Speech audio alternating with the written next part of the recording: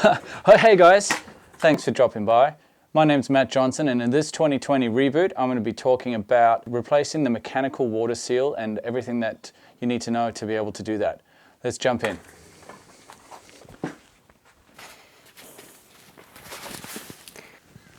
Okay, a few things you're going to need for this process. You're going to want an Allen key set, screwdriver, small torque wrench, funnel, socket set, some rags, a bucket to capture your coolant, and a length of hose about 30 centimeters long to be able to refill your radiator once you've drained it. It doesn't hurt to have the workshop manual printed, or you can download the original service manual. I'll provide a link below. My objective with this video, it's a reboot 2020 style of the mechanical water seal replacement, and I'm going to try and do it under 10 minutes for you guys. Alright, let's get into it. So first up, we want to remove this cover. So you're going to need a 4mm Allen key just to start loosening off these bolts. So we've removed the hex bolts from the cover. We've also got some clips, some fairing clips underneath, which will allow us to remove that exhaust cover. And if you can see there, we've got a large amount of oil that's been leaking from the weep hole out of the water pump housing cover. So next thing up, I'm going to remove that drain bolt, drain the coolant, remove that cover, and that's going to get us down to the impeller. We want to make sure that when we're putting that all back together, that the drain bolt's actually got a different torque spec setting to these. Alright, so if you refer to the manual, I'll hold it up there for you guys to see. So you can pause that. Very handy to have a printed copy of that. So in order to drain the coolant effectively, you're going to want to loosen the radiator cap.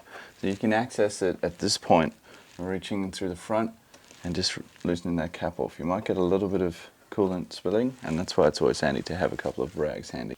Great, so that's going to be using an 8mm socket to remove the drain bolt on here. Now, remember when that fluid comes out, it's going to come out and spurt quite fast, so have your bucket ready.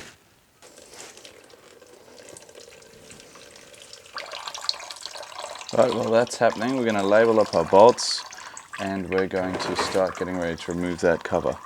So you may need to stand the bike up just to get that excess fluid out, or even lean it over a little bit, but just be careful when you're doing this so the bike doesn't fall on top of you. Alrighty, you had to stop for a quick coffee break. Now we're going to label up these bolts with a marker pen, and that's only just to make it a bit easier when you assemble it. Right, 8mm socket, we're going to remove these bolts. Little tip for you guys, if you've got a little extension in your socket kit for hand loosening and hand tightening these little bolts, it really makes things a lot easier. I have read that you don't actually need to drain the oil in order to do this process. The removal of this cover can be a little bit tricky. You're going to need a screwdriver to undo the hose clamp. You may get a little bit of coolant coming out at this point, and a couple of drops of coolant. That's popped off quite easily. But your cover, and that's your water pump cover. Next thing we're going to want is a 10mm socket. Now this one can be a little bit tricky.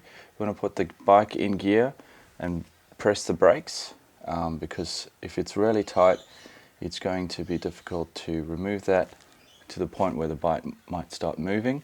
Alright, so this is one we're going to want a 10mm socket for. You're going to want to have the bike in gear for this so that it doesn't spin freely. You really don't want to strip that bolt. It's quite an easy one to replace, but like everything, it's time. Alright, I've got a wedge made out of a piece of timber here, and we're just going to very gently tap that in there just to remove that impeller. Done. So it's always handy to have a piece of timber and a hammer, but preferably a mallet.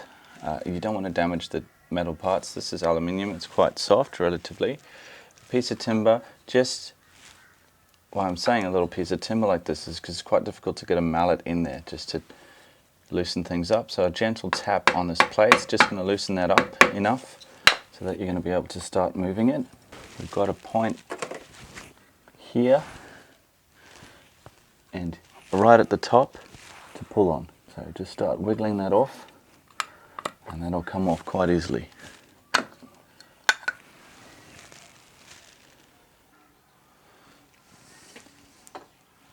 Alright guys, we've got some important steps here.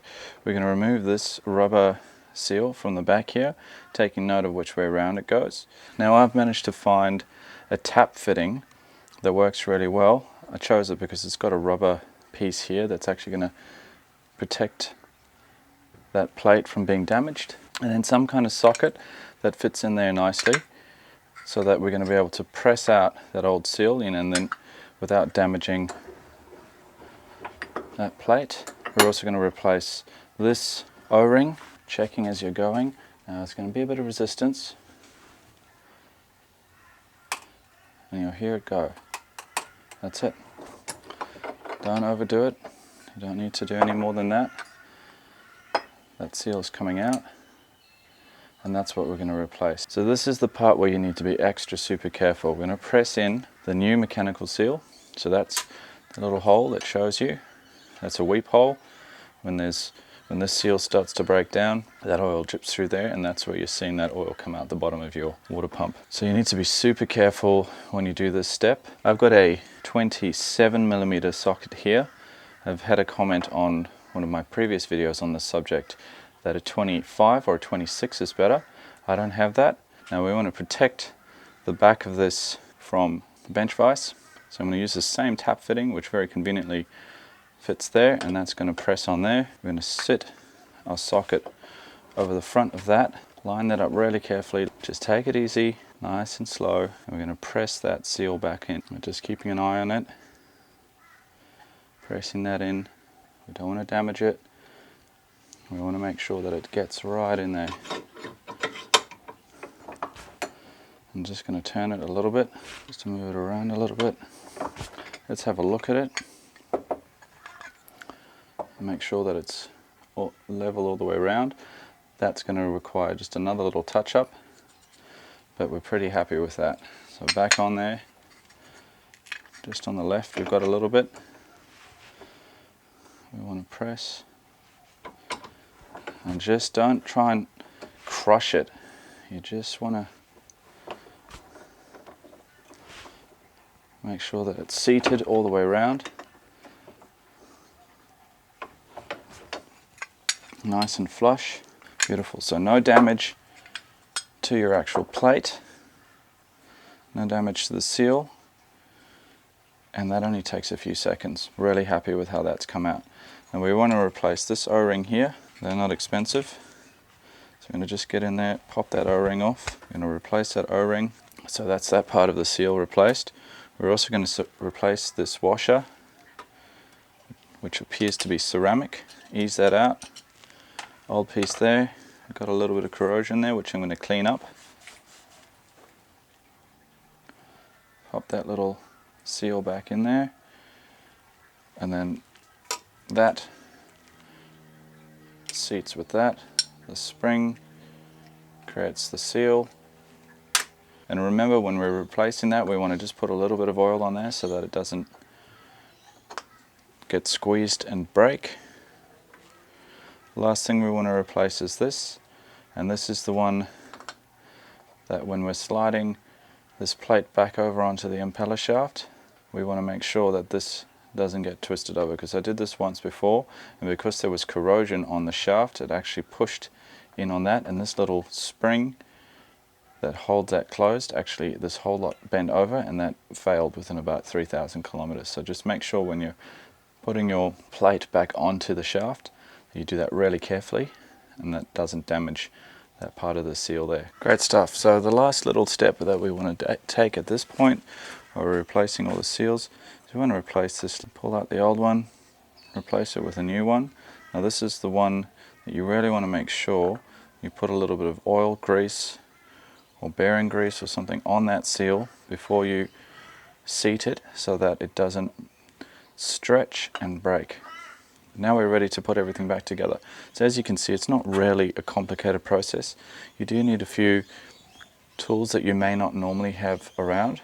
Hopefully you've got a bench vise or a friend with a bench vise. If you can't find something in your workshop that helps you separate that plate like that, you can use, and you'll see it in my other video, you can use a couple of pieces of timber there just to separate it, but I prefer to have something that's all the way around that allows that plate not to be distorted in any way, because the seal is reliant on this being completely straight and flat, because there's not actually a gasket between this plate and the motor. I'm going to put some thread anti-seize onto there so that it doesn't seize up, and we're ready to put everything back together. Alright, last few steps here, last few key points. We're going to use some, if you don't have this stuff, it is called anti-seize lubricant for aluminium. Definitely worth buying a tube of that. We're going to put some of that on the impeller bolt. Number 4, number 5. So here we have it, we're in the final stages.